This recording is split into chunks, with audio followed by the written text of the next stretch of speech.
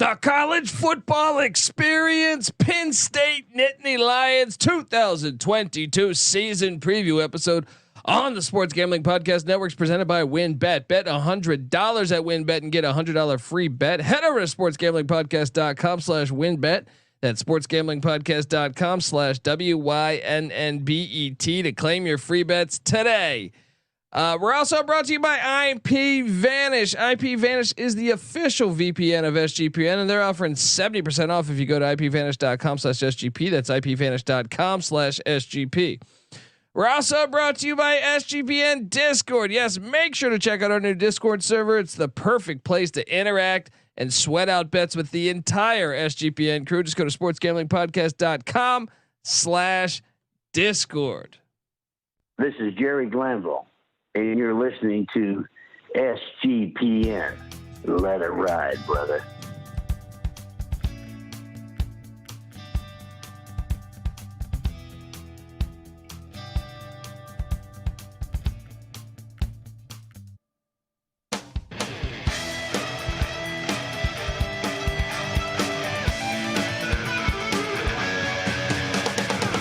Yes, yes, yes. Woo!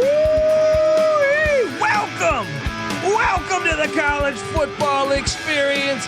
Penn State Nittany Lions 2022 preview. My name is Colby Swinging Database Dan, aka Pick Dundee. That's not a pick. This is a pick. Nobody knows nothing. Somebody knows. Double the price, but no one touches Dundee.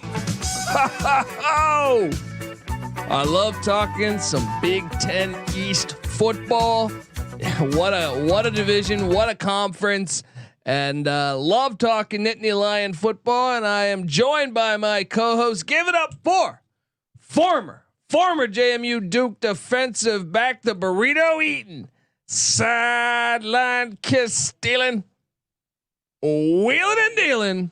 Woo! Patty C in the place to be. Hi-oh. Up.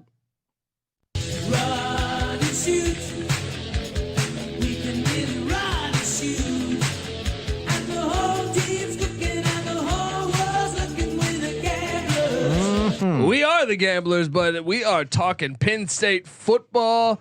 Subscribe to the college football experience. We are on YouTube now. So, I mean, you got to get over there, subscribe wherever you listen to podcast at, or, you know, if you want to watch us, go to YouTube, subscribe to the college football experience and also the college basketball experience. But here we are, interesting spot, because you look back at a year ago. Well, first off, there was a lot of speculation. I feel like in the offseason, would Franklin come back? Is he going to be canned? And he re-upped for a big deal. And Patty C, you look at this Penn State team a season ago. They actually, if you look at the losses, 1, 2, 3, 4, 5 losses in the regular season, all of them by 9 points or less. Kind of like Nebraska in a way, but they still had a winning season. So in close games, believe it or not, they were what? I'm seeing 2-5.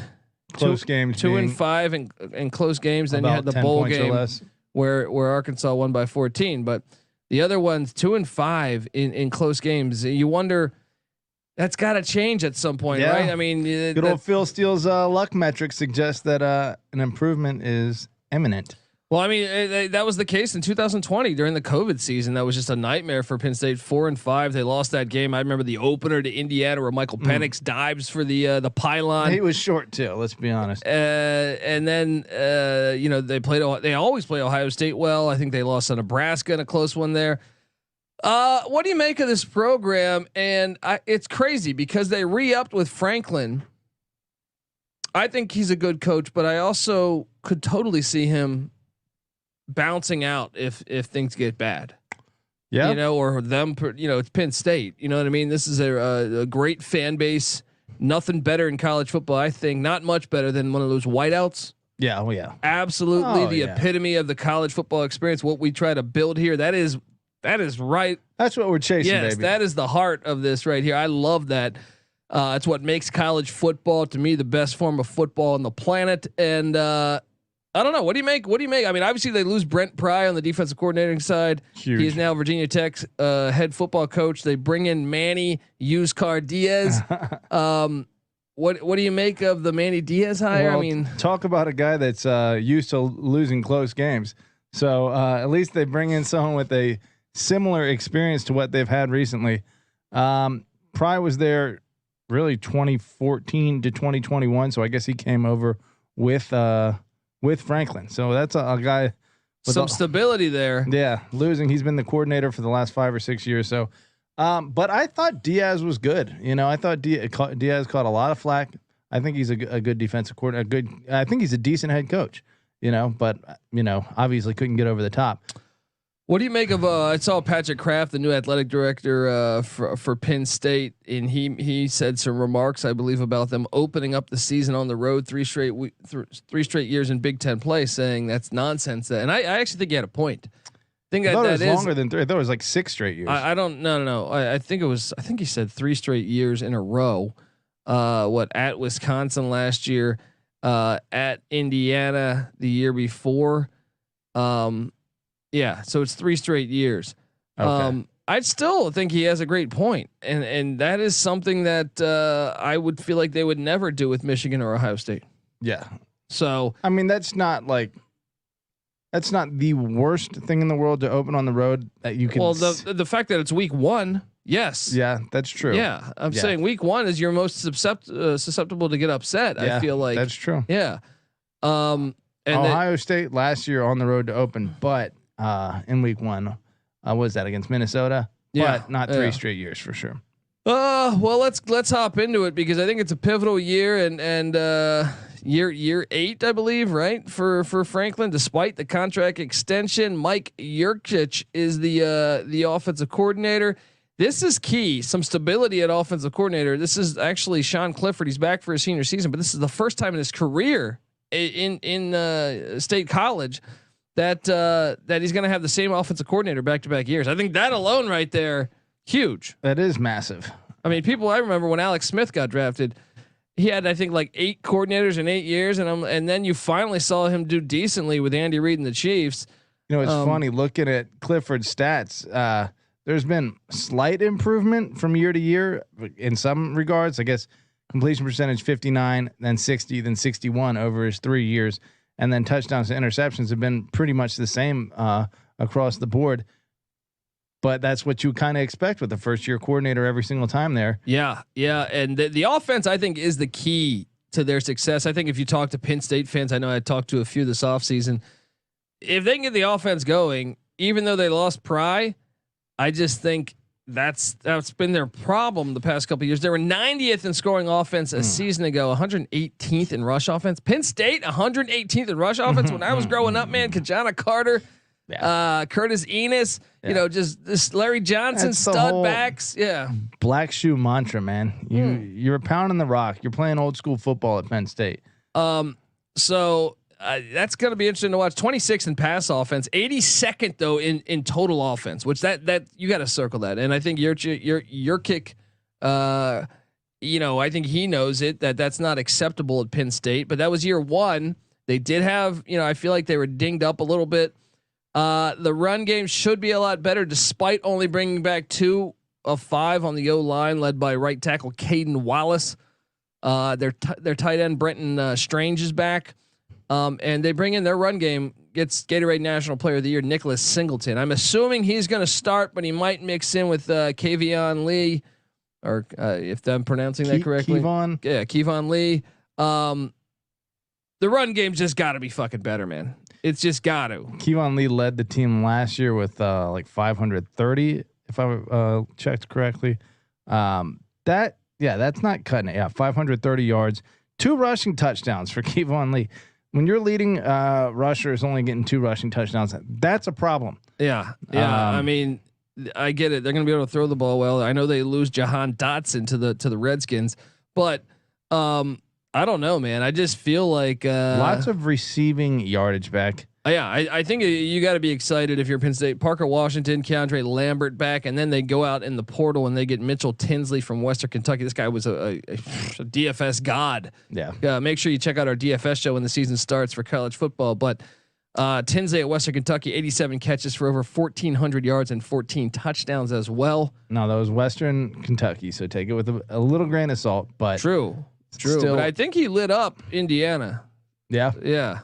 So All right. hey, if you can do that against one of the Big Tens, 1,400 receiving yards is excellent. Let me see where that would have put him nationally. What was it? What was the name again? Sorry, Mitchell Tinsley. Mitchell Tinsley. So I'd say, bringing the tight end back, having 3 capable wideouts, 8th in the nation in receiving yards last year. So that's a nice even guy if to bring. even if it's Conference USA and it goes down to 16th, that's still, or 20th. You know what I mean? That's still a damn good receiver to bring on. Yeah. And on top of an already pretty decent core. Yeah, exactly. Bringing the tight end back and everything. So I think the offense is it's set up. They got to make the run game just has to exist this year. They defensively, like I said, Manny Diaz, the new defensive coordinator last year. Brent Pry's stats were 6th. They were 6th in scoring defense in the nation, 67th in rush defense, 23rd in pass defense, charting at 38th, the 38th best defense in the nation. That's pretty good considering you have to play Ohio State. Yeah, you know what I mean, and Michigan State. Those offenses are pretty solid. I feel like even Maryland's I thought was a pretty solid offense. 4 starters though. Back on defense. So this is the concern here. New defensive coordinator, 4 starters. Normally the defense has been the rock in the Franklin era. I feel like for this team, can they get? It's not that much experience coming back. Yeah, just 1 of 4 back on the D line. That's Nick Tarburton at the defensive end spot. 1 of 3 back in the linebacking core. Curtis Jacobs. 2 of 4 back in the secondary. But they do have the nation's leader tied for lead. In interceptions the season ago, safety Ji'ayir Brown. You got to figure Penn State generally gets it figured out on defense. They don't have, from a recruiting standpoint, a single 5-star projected to start or even really on the roster at this point. What about the running back outside of Singleton? Oh, okay. You know, so I guess recent 5-stars, Parsons would have been one of them, one of the last defensive one, and then Brandon Smith also got drafted last year. So they don't have that elite talent on the defensive side of the ball right now. They're also breaking in a new kicker and punter, and I think you have to note that because if you're playing in a lot of close games like they were a season ago, that certainly could be an X factor. Yeah, something to look out for. You know, I'm looking at there's a Michigan website, so again, take it with a grain of salt, but they have Penn State's line ranked as 11 of 14 in the Big Ten. That was the problem last year. Clifford was getting beat up. I felt like. Having said that, I thought Penn State let Michigan off the hook. They were in a spot to win that game. We're gonna talk transfer portal, which plays such a huge factor in 2022. We're gonna talk recruiting rankings and with James Franklin, and go game by game on the schedule and key in on what Las Vegas expects from the Nittany Lions this season. But before we get there, I gotta get us paid, Patty. See, remember, folks, though, subscribe to the College Football Experience and the College Basketball Experience. I want to tell you folks that the Penn State Nittany Lions 2022 season preview episode is brought to you by WinBet. Bet $100 at WinBet and get $100 free bet. Head over to sportsgamblingpodcast.com/winbet. That's sportsgamblingpodcast.com/WYNNBET to claim your free bets today. We're also brought to you by IPVanish. Yes, IPVanish is the official VPN of SGPN, and they're offering 70% off if you go to IPVanish.com/SGP.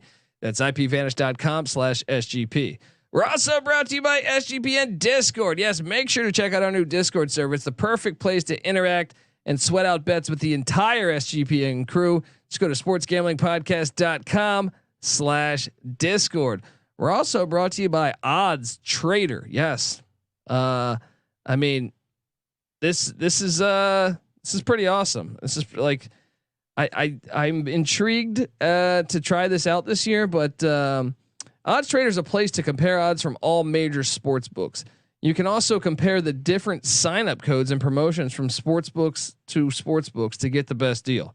The app also provides player statistics, key game stats, injury reports, projected game day weather for bettors, that want to be the most informed about their bets.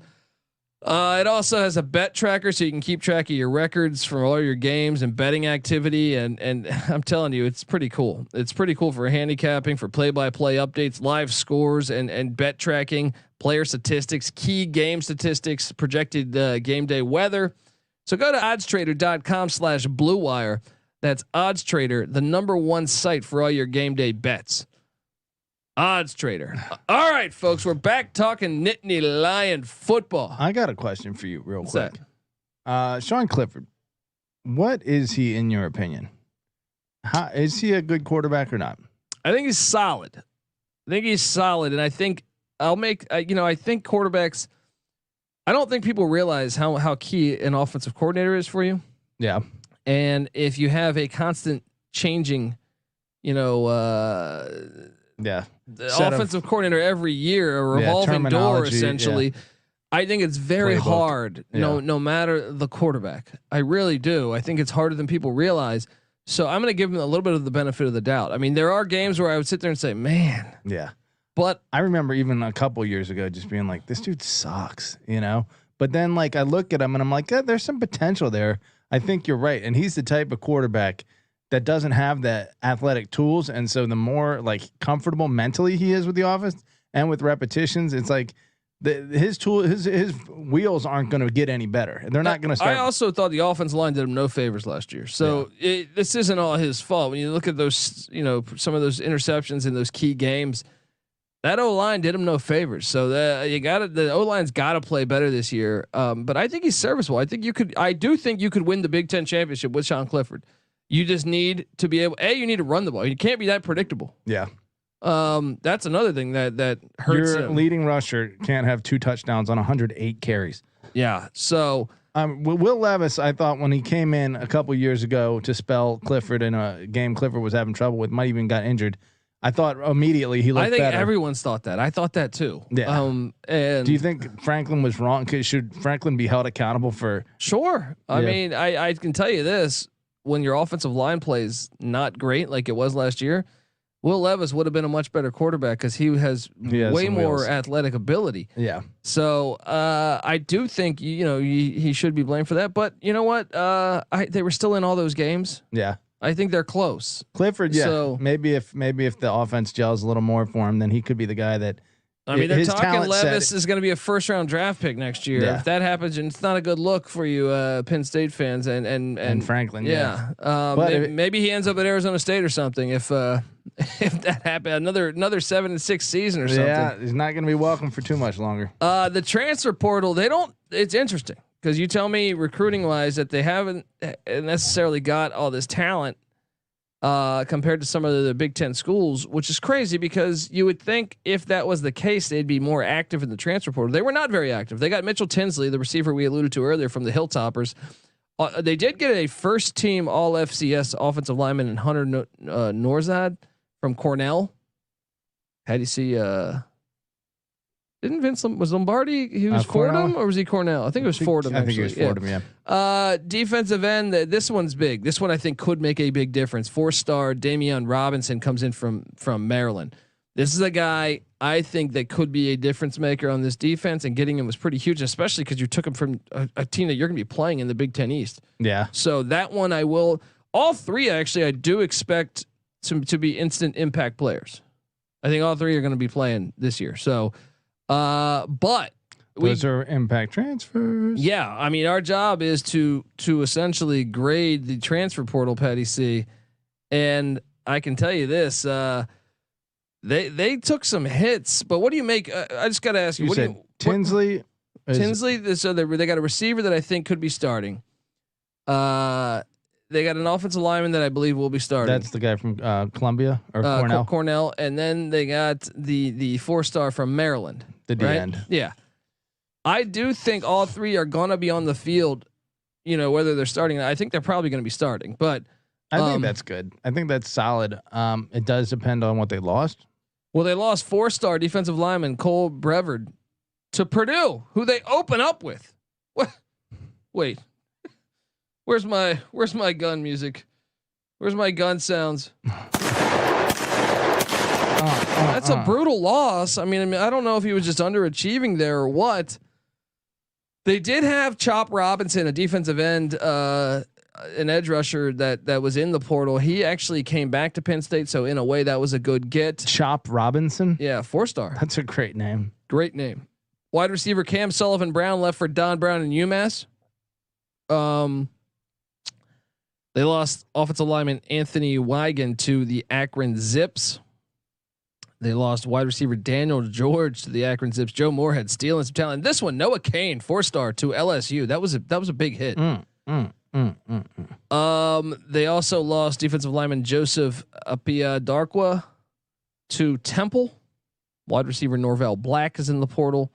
Wide receiver Justin Weller is in the portal. They lost Taquan Roberson. I'm sorry, to the Yukon Huskies. The 4-star there at one point.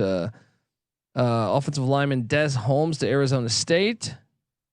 And also safety Tyler Rudolph to UMass and safety Enzo Jennings to the portal. I think they lost the portal, man. I get it. All 3 players might be key, but I still think, I mean, I know Noah Kane was a decent player, and I know some of these other guys have some high rankings. Well, just based on, it's tough to say, like, if they're bringing back 3 on the offensive line, 3 starters, 2. Yeah. Okay. Did they lose anyone on the offensive line in the portal? Yeah. To Akron and Arizona State. Okay. So now I don't believe they were starters, but they could have been on the cusp of starting. Well, depth was supposedly also part of the issue, so that's an L. I don't think they lost a ton offensively from a skill position, like production standpoint, but maybe some talent. Like you said. Noah Kane, receiver Daniel George, maybe, I don't know, but I don't know. It's what it makes it kind of tough. How many total players did they bring in? 3. The only, quality over quantity for sure is the philosophy there, but I would say that's an L. I'd say slight L. 55th Slight nationally L. in the transfer portal, 7th within the conference. It's actually pretty mediocre. So talk to me about recruiting rankings. Well, I do want to say draft wise, there's another like exodus of talent that it looks like they had 8 players drafted this past year, which looking back, should have won more games then. You should have. As a snapshot, I haven't had a chance to count it out. But it looks like the most players maybe they ever had drafted in a single season. So that sucks for Penn State. But recruiting kind of lackluster. I mean, this past cycle was very. Yeah, I was about to say, didn't he just land a huge? He just landed a good class. And I think he's doing good right now, right? Yeah, I think he's doing fine. But prior to that, last 5 years, 6, 14, 17, 21, and then 8 this past year. So 8 is good, but not great. But I think Penn State will take a top 10 class at this point. Within the conference, that's been good for 2, 2, 3, 6, and then back to 2 this past year. You can't be getting a number 6 class in the Big Ten at Penn State. Yeah. Mid 10 to 16 over the last 4 years composite, and 2 or 3 each of the last 4 years over composite. So the talent is still there. Better get that NIL shit going. You better get it going. Was there anything else? No, I think that's it. I think I'm just interested in seeing this Singleton dude to see if he is the next Travion Henderson. You know that James Franklin was a JMU guy back in '97. He's a good man. He's a great man. So if you're watching on YouTube, you will see that this graphic here right behind me, it tells the win totals. I used to have to reveal that. We don't have to do that anymore. But here we are, Penn State at 8.5 wins. Patty C, first reaction, 8.5 wins without diving into the schedule. That, I mean, 500 over the last 2 years. I think COVID was a little bit of a, they just started so bad and they had some bad breaks, but I think they were a better team than that.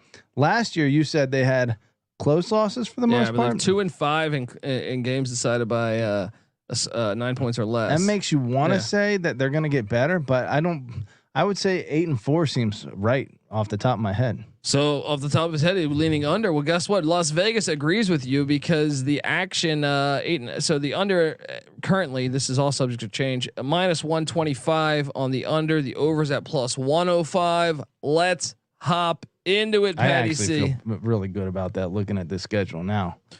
Well, I can tell you this, week 1, this game's awesome, Thursday night, and believe it or not, even though Purdue has had a knack for knocking, if you're ranked and you come into West Lafayette, it's like they're one of the better teams historically.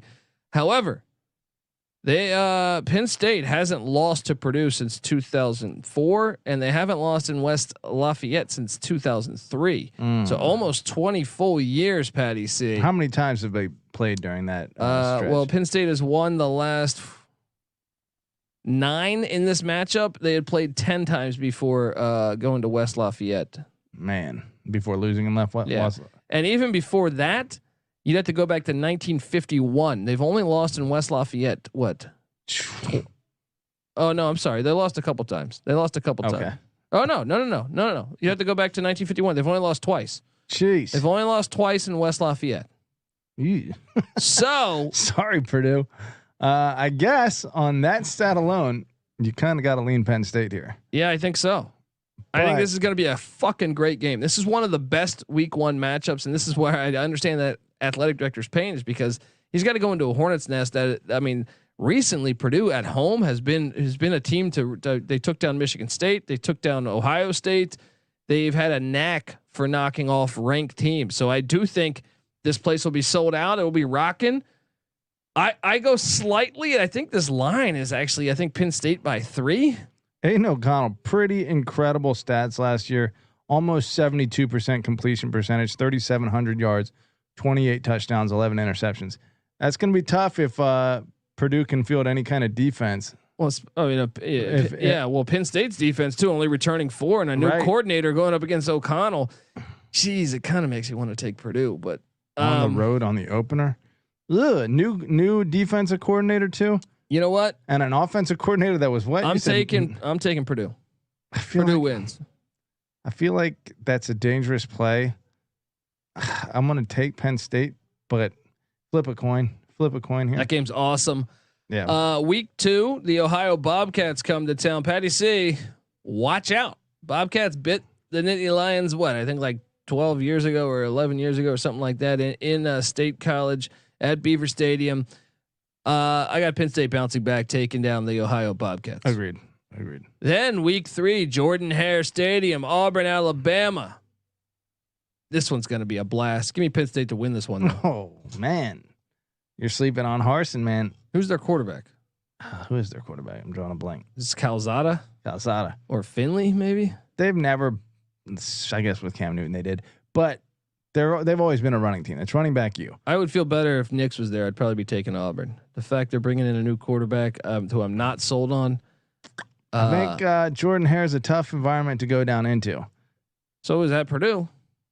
Not as tough as Auburn traditionally is. I don't know. Purdue's record of beating ranked teams. I think you can make a decent point. A decent point, especially on a Thursday night national spotlight. But I'm going Tigers here. So we both have them at 2-1 at this point. And then they host the Central Michigan Chippewas. I'm going to say this. If they beat Auburn week 3, don't sleep on the Chippewas. I think they might be the best team in the MAC this year. Yeah, win or lose, don't sleep on the Chippewas. Watch out for that game. Obviously, I got you guys winning that one, but so I got them 3-1 after the month of September. You too? I do too. Yeah. Then they host Pat Fitzgerald and the Northwestern Wildcats. You know, this is a really hard team to break down because they suck last year. Northwestern was absolute dog shit last year. I saw them live in person in the Nebraska game, lose by like 48. And but here's the thing: every season they suck. The next year they're like fucking 10-2. Yeah. So they're an incredibly hard team to get a gauge on. I got Penn State winning this. I do too. In State College, that helps. 4-1. They get a bye week and they head to Ann Arbor, Michigan Stadium, the big house. Michigan will be coming off a back-to-back road, Iowa and Indiana, before coming back home to host Penn State. Penn State obviously getting the bye. Does that help? This game's fantastic. I'm taking Michigan though. I am too. So 4-2 after October 15th.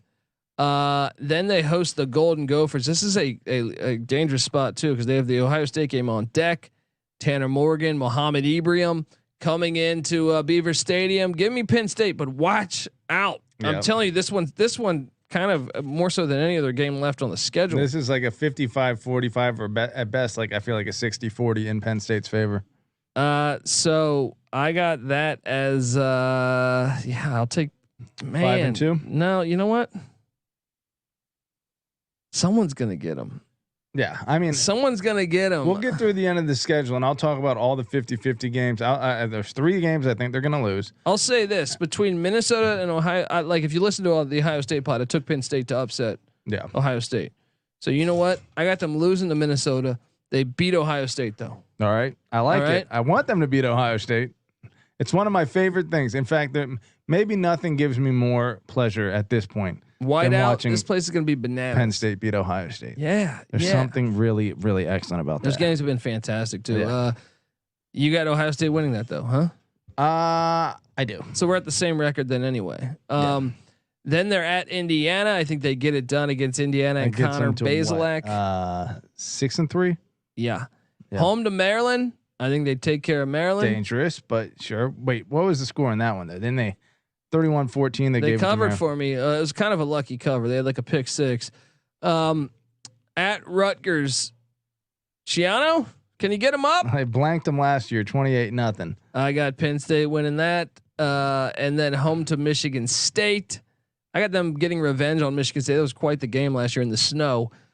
Patty C, I got this team at 9-3. I would say this: I have them favored in 9 games individually.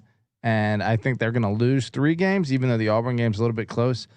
But I think between going to Purdue, Central Michigan as an upset spot, Northwestern, Minnesota, and then Michigan State, and then throw in like a Maryland as like a hiccup spot potentially. I think there's a 4th loss on that schedule. I think you could be right. I think this is one of the harder ones we've done, as we break down every single team, all 131 with the solo episode. Listen, subscribe to the College Football Experience. But I truly believe this is one of the hardest ones. I tend to think you're right.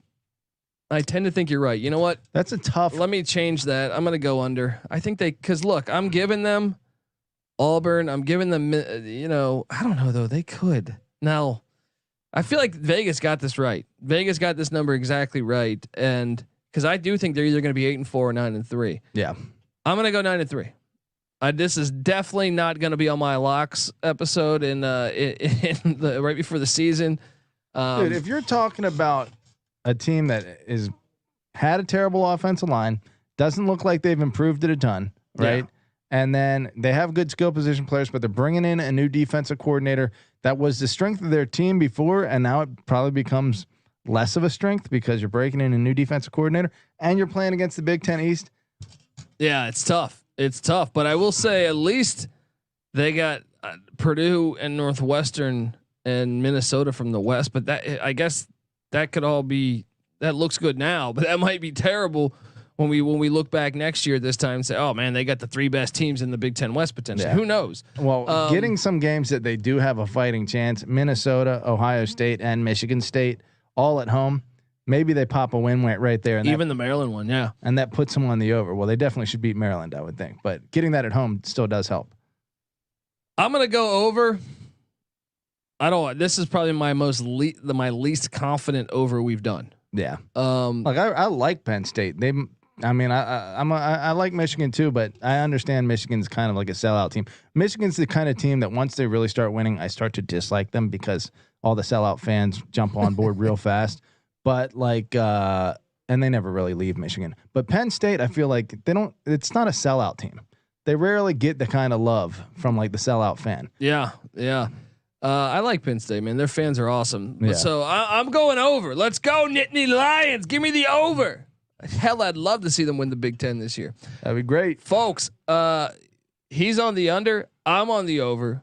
Subscribe to the College Football Experience. Also, remember on YouTube, subscribe over there as well. And also subscribe to the College Basketball Experience. I actually think Micah Shrewsbury's got something brewing. Great. I think it was a solid first year for him on the hardwood. So keep an eye out over there. We're going to talk about that over there on the College Basketball Experience. Subscribe, tell a friend, and remember to check out all of our other feeds at Sports Gambling Podcast, doing the NFL breakdowns, team by team, all 32 teams. So if you're a Steelers fan, Eagles fan, Browns fan, whatever, check out that. I think you'll dig it. Golf Gambling Podcast, MLB Gambling Podcast. Check out the whole network is fantastic. Check it out. Get the SGPN app. Actually, if you can give us a 5-star review on iTunes, all right, go over to iTunes, give us a 5-star review, say some nice things about us. Then if you do that, take a screenshot, Find us on Twitter at TCE on SGPN, or me personally on Twitter at TheColbyD. Show us that screenshot, and we'll send you a college football experience T-shirt. It'll look like that. Pen it right there if you're watching on YouTube. Beautiful. So do that. Patty C's on Twitter at Patty C831. NC Nick's on Twitter at NC_NICK. We are the college football experience. Subscribe, tell a friend. Cannot wait for the season. We're rooting for you, Nittany Lions. So give me the over. Let's go. This is the college football experience, Penn State Nittany Lions style. You better start thinking about yours. And we out of here.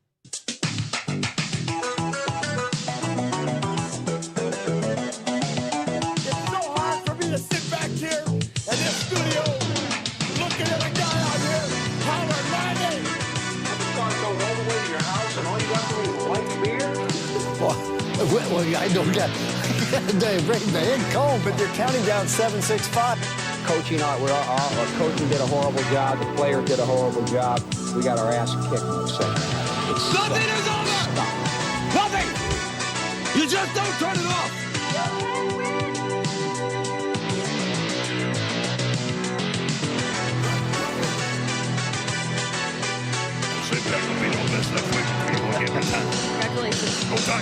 It's easy to see a tide turn